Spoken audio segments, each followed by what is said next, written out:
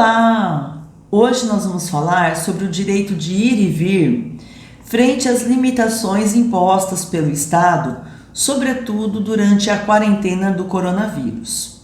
Olha só, vamos pensar o seguinte: nós temos aí dois direitos que estão colocados na Constituição. Um é o direito à saúde e o outro o direito de ir e vir. Será que um é melhor que o outro? Será que um se sobrepõe ao outro? Vamos chegar a essa conclusão depois da leitura dos textos que estão na proposta e também dos recursos argumentativos que eu vou disponibilizar para vocês. O texto número 1, ele vem falar aí, colocar um exemplo apenas de barreiras sanitárias que foram fixadas aqui no Brasil em vários lugares, aqui é só um exemplo, e como que funcionavam essas barreiras, ou seja, a pessoa chegava numa cidade, ao chegar em uma cidade, ela dava de cara lá com uma unidade do SAMU ou do Corpo de Bombeiros, dependendo da cidade. Ela tinha que parar, ela tinha que medir a temperatura e se ela apresentasse qualquer sintoma, declarasse que estava com qualquer sintoma, ela era atendida. E se realmente ficasse constatado que ela estava com Covid, ela era encaminhada a um hospital local. Isso é, de certa forma, uma maneira de coibir, de diminuir ou de bloquear totalmente o direito de ir e vir. Notem que eu coloquei para vocês também o artigo exato da Constituição, que é no artigo 5º, no inciso 15, está dizendo assim, ó, é livre a locomoção no território nacional em tempo de paz, podendo qualquer pessoa, nos termos da lei, nele entrar, permanecer ou dele sair, inclusive com seus bens. Então notem aí que o inciso 15, ele vem explicitar esse direito de ir e vir. E ele coloca sim uma restrição em tempo de paz. Esse adjunto adverbial significa o seguinte: se for declarado qualquer estado de guerra, então aí esse direito é restrito, ele pode ser restringido, mas fora isso, não. Entretanto, prefeituras e estados fizeram esses boicotes, fizeram com que muitas pessoas permanecessem em casa em determinados horários, o que vem infringir a Constituição nesse artigo que nos garante o direito de ir e vir. Mas aí a pergunta que eu fiz para vocês, que nós vamos ter que responder até o final, pelo menos da sua produção textual. Mas e o direito à saúde, Su? Prof, o direito à saúde não seria mais importante do que esse direito de locomoção? Vamos lá, vamos chegar a essa conclusão posteriormente, tá bom? O texto 2, colocado na apostila para vocês, ele vem diferenciar o que seja isolamento e o que seja quarentena. O isolamento é a separação daquelas pessoas que comprovadamente estão doentes. Também é o isolamento de tudo aquilo que elas usaram, de roupas, de bagagens, de elementos que elas eventualmente tenham despachado, ou seja, todos os objetos que entraram em contato com aquela pessoa que já estava afetada, estava infectada com a doença, certo? Já a quarentena, ela é mais abrangente, ela atinge toda a população. Depois nós vamos ver que no caso da Nova Zelândia, que foi um país pouquíssimo contaminado, houve um lockdown já imediatamente.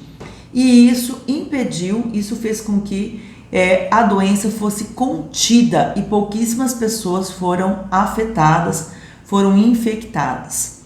Bom, por que eu coloquei esse texto aí? Porque no jornal de onde eu extraí a reportagem, falava-se muito claramente que a Lei 13.979, ela não autorizava prefeitos e governadores a decretarem a limitação total ou parcial do direito de ir e vir.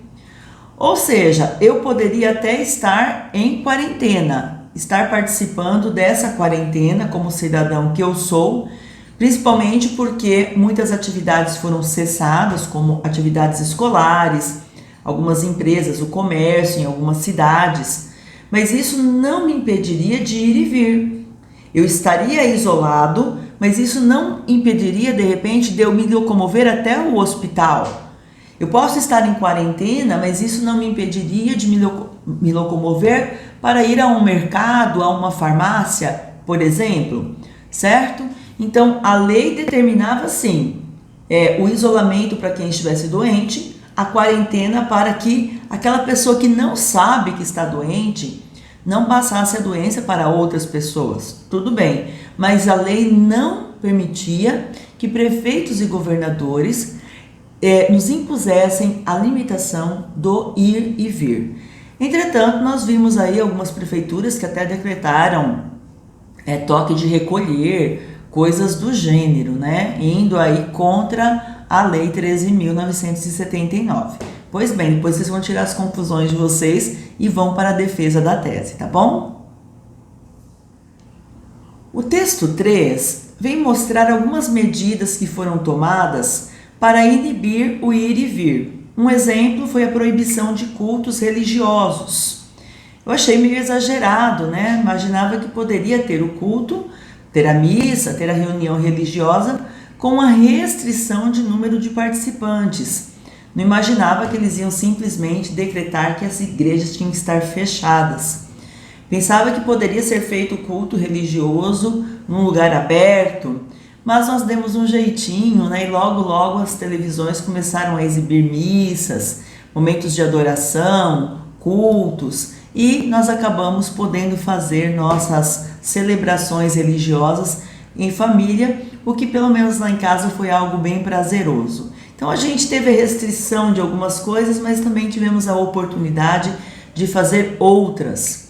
Nós tivemos também aí algumas prefeituras que decretaram a diminuição do número de ônibus, a diminuição de linhas de metrôs e trens. Bom, essa daí é um comentário à parte. Na minha humilde opinião, notem que eu não sou engenheira de trânsito, nada disso, não sou prefeita da cidade ainda. O que eu poderia dizer para vocês? Para mim não era uma atitude das mais inteligentes, porque uma vez que você restringe o número de vagões, o número de ônibus, o número de saídas de trens e metrôs e tudo mais, a tendência é aglomerar ainda mais pessoas naqueles vagões que estão disponíveis. Então imaginem que uma cidade é servida ali de repente de 10 em 10 minutos com um trem que parte de São Paulo e vai até Mauá, por exemplo. E de repente você tenha um a cada meia hora. É claro que vai ter mais aglomeração de pessoas. Então, na minha humilde opinião, era o contrário. Tinha que dobrar a oferta de transporte público para que houvesse menos aglomeração. Entretanto, foi exatamente o contrário. Claro, diminuiu o número de ônibus, diminuiu o número de linhas e aglomerou ainda mais pessoas. Então, na minha opinião, apesar que eu não gosto de dar opinião, houve certos exageros e na tentativa de diminuir esse fluxo de pessoas, acabaram fazendo com que houvesse mais ainda aglomeração. E isso depõe contra o gestor público que toma essas medidas, não é verdade? Daqui a pouquinho eu vou mostrar para vocês como a lei da ação e da reação de Newton pode ser usada como recurso argumentativo para essa redação. Há um dado muito interessante que eu quero que vocês entendam. Um fator, na verdade, não um dado, um fator.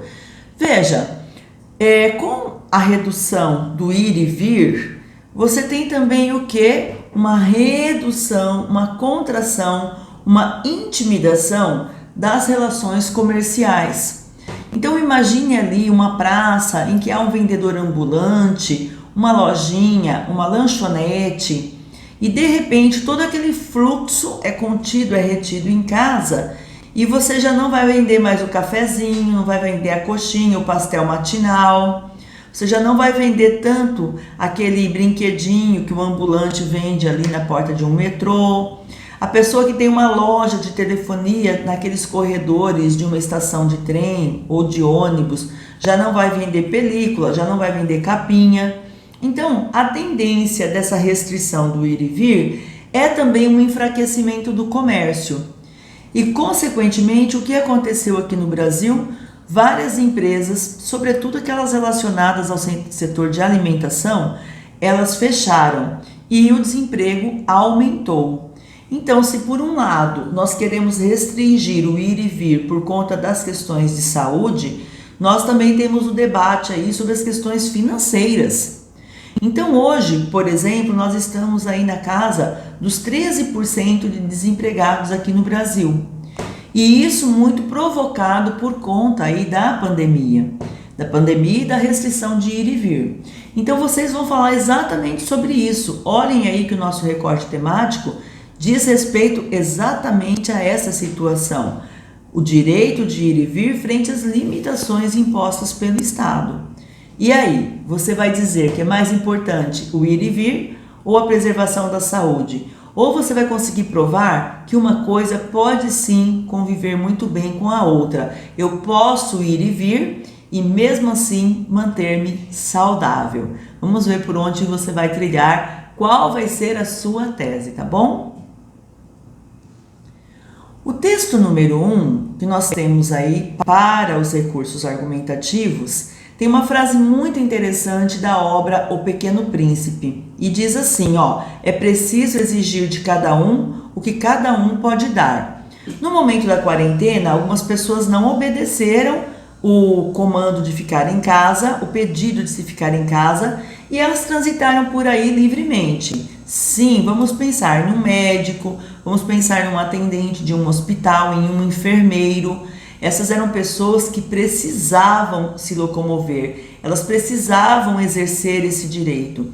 Entretanto, outras que não precisavam, insistiram, boicotaram o pedido de permanecer em casa e transitaram livremente por aí. Será que elas fizeram a coisa certa? Isso você vai colocar na sua redação, tá bom? Vamos ver qual tese você vai defender. Eu já estou bastante interessada, curiosa para saber o que você vai escrever quanto a isso, tá bom?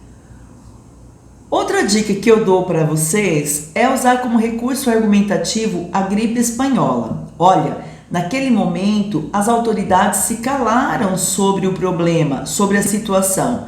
E como as pessoas circularam, iam e vinham tranquilamente, muitas foram contaminadas, muitas adoeceram, muitas morreram. Hoje, com os meios de comunicação, com as redes sociais, todo mundo tem na mão, um zap que pode se comunicar. Esse direito de ir e vir, ele ainda continuou existindo. Mas aí é que está, as pessoas foram convidadas a não exercê-lo, Então você pode comparar o que nós vivemos esse ano, o ano 2020, com a questão da gripe espanhola, mostrando que nós não estamos mais naquele contexto, que nesse contexto de informação, sim, nós poderíamos ter permanecido mais isolados e assim não exercendo o direito de ir e vir, tá bom? Então, não se esqueça que o tema é o direito de ir e vir, não vai confundir com outra temática, tá bem? O terceiro texto é uma reportagem do site UOL e vocês podem mencionar como recurso argumentativo para ilustrar a situação daquelas pessoas que ganham a vida como ambulantes, perambulantes, que ambulam, que andam por aí. Então, como que eu vou negar o direito de ir e vir a essa pessoa se ela precisa exatamente desse mecanismo para a sua sobrevivência? Então, de novo, se você for optar, sim, o direito de ir e vir tinha que ser relativizado. Você pode colocar como exemplo uma pessoa como aí o senhor José Maria, de 65 anos, que realmente vive e precisa dessa atividade, do exercício desse direito de ir e vir para sobreviver. Então está aí colocado para você de mão beijada, olha só, com maior facilidade, esse exemplo para você usar na sua redação. Não esquece que você tem que legitimar o recurso argumentativo. Então você teria que falar, conforme reportagem divulgada, difundida, veiculada pelo site de notícias UOL, tá bem? Então você tem que fazer essa legitimação, senão você perde na hora de argumentar. E a competência 2 não vai ser bem avaliada na sua redação, tá bom? Vamos aí a uma sequência de frases e eu menciono aí para vocês como primeira frase que você pode usar na sua redação, essa de Nelson Mandela, em que ele fala o seguinte: liberdade parcial não é liberdade. Então, se você não pode exercer o seu direito de ir e vir, você estaria aí totalmente sem liberdade. Mas Su, e a saúde? Bom, essa é a sua tese, defenda.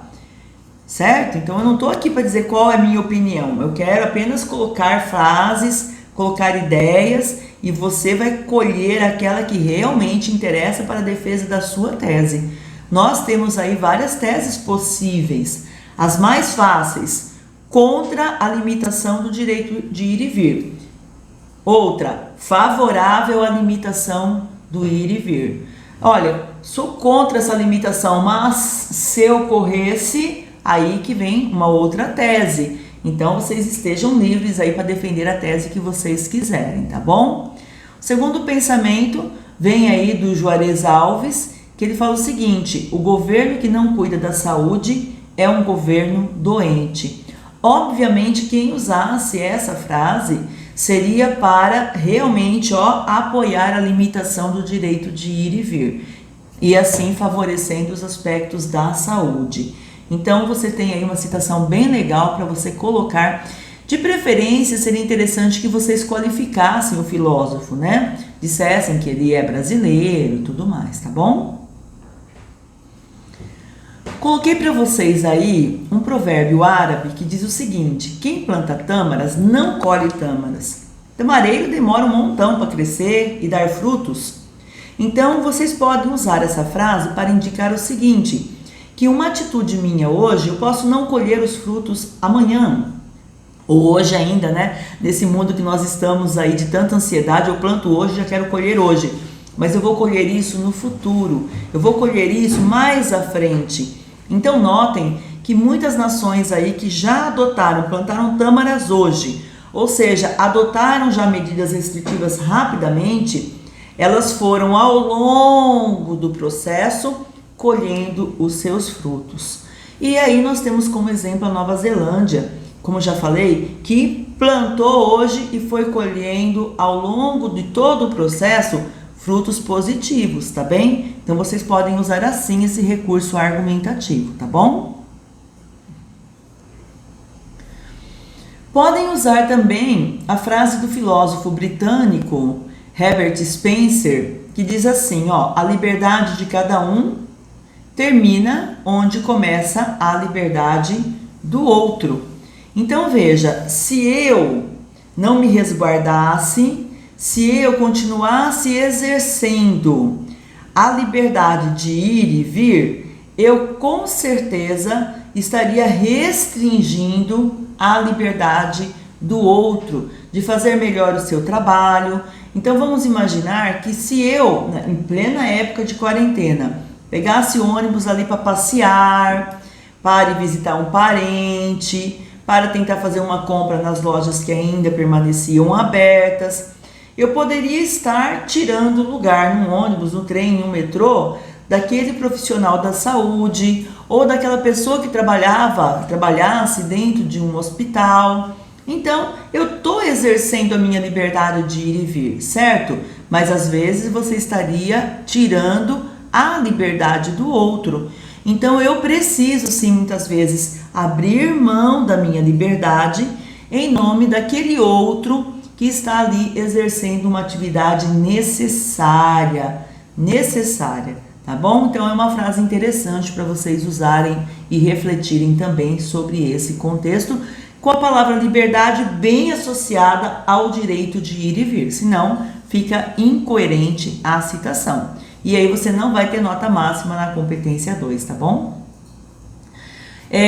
Su, pode usar trecho da Bíblia? Pode, nada. É proibido proibir. Pode usar, mas tem que saber como. Não é para você colocar como um ensinamento absoluto ou como algo que deve ser seguido, mas uma frase que venha ilustrar a situação colocada, você pode usar com certeza. Então nós temos aí uma frase muito interessante do apóstolo Paulo, em que ele fala o seguinte: tudo me é lícito, mas nem tudo me convém. É uma boa reflexão.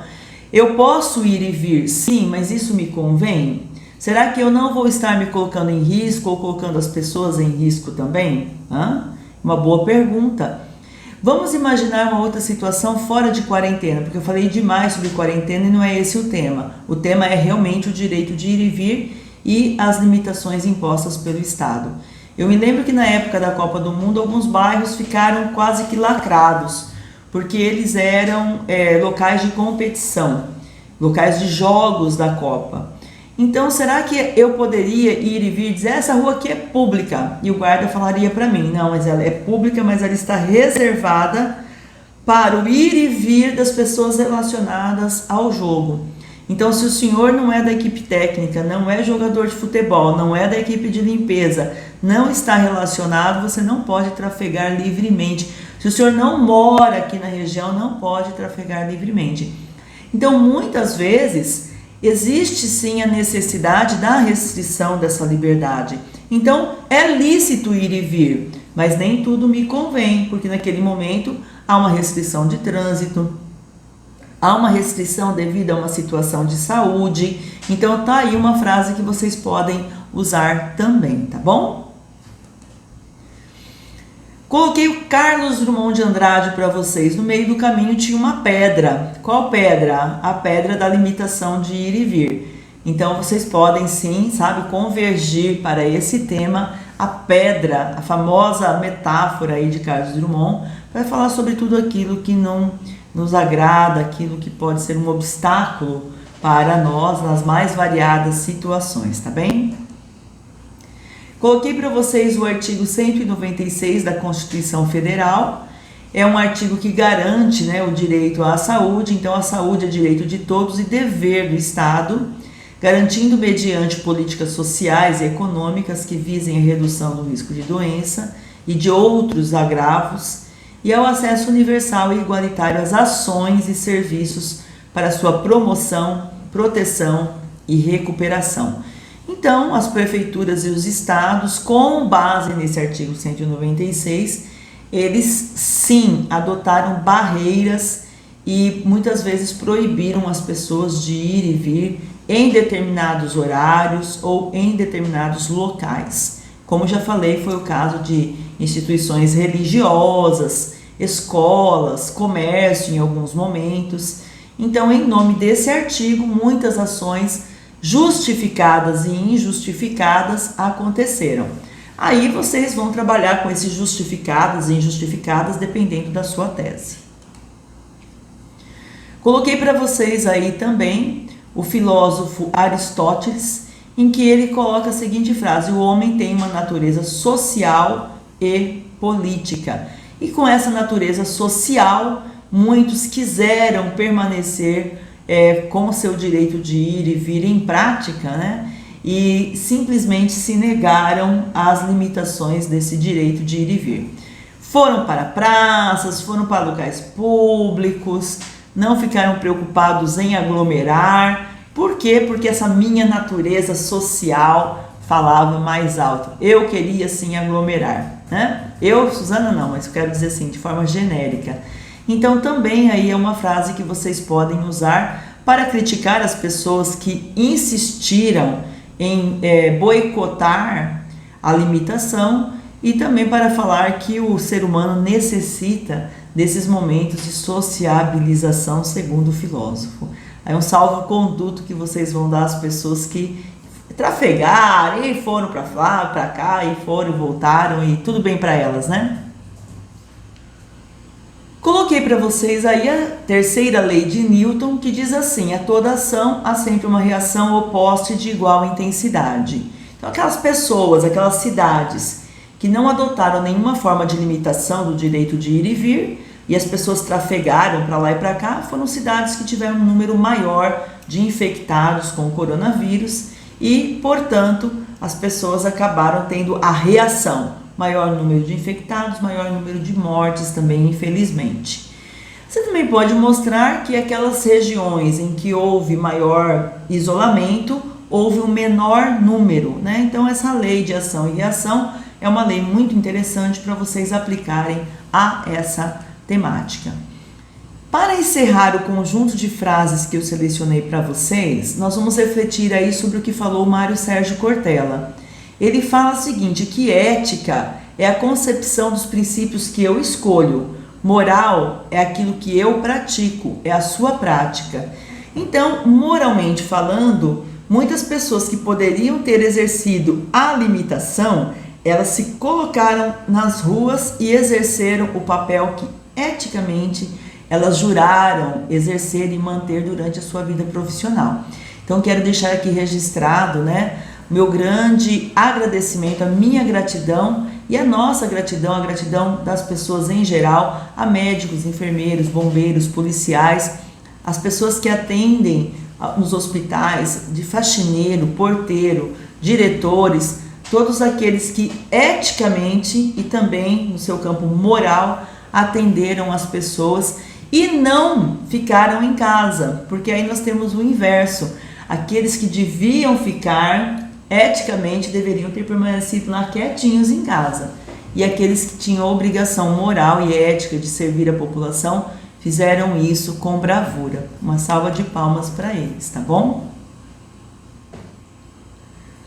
Nós podemos aí usar o romance Ensaio sobre a Cegueira, de José Saramago, para falar um pouquinho sobre as reações das pessoas, como que as pessoas reagem frente a uma situação de pandemia, uma situação em que elas têm que permanecer isoladas, uma situação em que elas precisam contar também com a colaboração de outros para realmente não sofrer com o contágio ou com a doença posteriormente. Então lá vocês podem ver várias reações diferentes de pessoas diferentes e podem mencionar essa obra também para ilustrar o seu ponto de vista.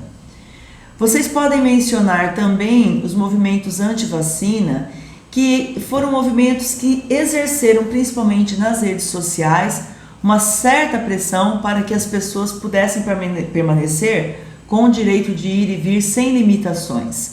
Então, muitos deles se pronunciaram em suas próprias redes sociais ou em meios de comunicação, colocando realmente assim um panorama em que a doença não era tão grave, que o número de infectados não era tão grande assim, e que logo surgiria alguma forma de manutenção para que a doença não se disseminasse. Então nós vimos aí alguns movimentos colocando-se desfavoráveis tanto à vacina e também às limitações do ir e vir. Aí vocês podem fazer uma pesquisa, existem algumas revistas, jornais que trouxeram posicionamentos desses grupos aí a respeito, tá bem? O filme Contágio é um filme também interessante para vocês mencionarem, porque assim como lá o Ensaio sobre a Cegueira, ele também mostra a reação das pessoas frente a situações extremas, assim, de pandemia, de contágio, que as pessoas não podem ter realmente o toque, o contato com o outro. Então, fica aí a dica para vocês usarem esse filme como recurso argumentativo. Podem citar, como eu mesma fiz como recurso para os meus recurso, a Nova Zelândia, essa que adotou um isolamento vertical, ou seja, não colocou todo mundo em isolamento, mas foi gradualmente colocando pessoas que poderiam ficar em casa em isolamento e aquelas que ainda precisavam trabalhar, essas não tiveram obrigação de permanecer isoladas. Ela promoveu um lockdown rapidamente, de forma vertical, e ainda foi a primeira nação a alertar para a existência de vírus em alimentos congelados. Bem, pessoal, não tem como vocês falarem para mim, Su, eu não tinha recursos argumentativos para tratar desse tema, porque você tinha sim. Eu ainda deixo aí para vocês uma tabela mais atualizada de números em milhares de desempregados no Brasil. Por que é importante esse dado? Porque se você for fazer uma abordagem mais social para a sua redação, não individual, mas social, você pode falar desses impactos, que uma vez que o direito de ir e vir ficou limitado, houve sim uma reação do mercado, que muitos fecharam as portas, muitos demitiram, e isso fez com que aumentasse o número de desempregados. Por isso, inclusive, que o governo federal teve que dar aquela ajuda de R$600 para aquelas pessoas que foram vítimas desse desemprego. Se algumas pessoas foram vítimas da doença, outras foram vítimas sociais, porque estão ali numa situação de maior fragilidade social e acabaram perdendo seus empregos, tá bem? Então eu coloquei essa fonte aí do IBGE para vocês que, for o caso, tiverem que mencionar, tá bom? Assim eu encerro essa nossa aula número 12 com todos esses recursos argumentativos que vocês podem usar aí para tratar dessas limitações no direito de ir e vir, as limitações impostas pelo Estado. O que é o Estado? O ente federativo, do Estado mesmo, né? E prefeituras. Como é que agentes de saúde lidaram com isso? Policiais também. Existem vários vídeos, vários depoimentos, além desses todos que eu coloquei para vocês, que vocês podem mencionar.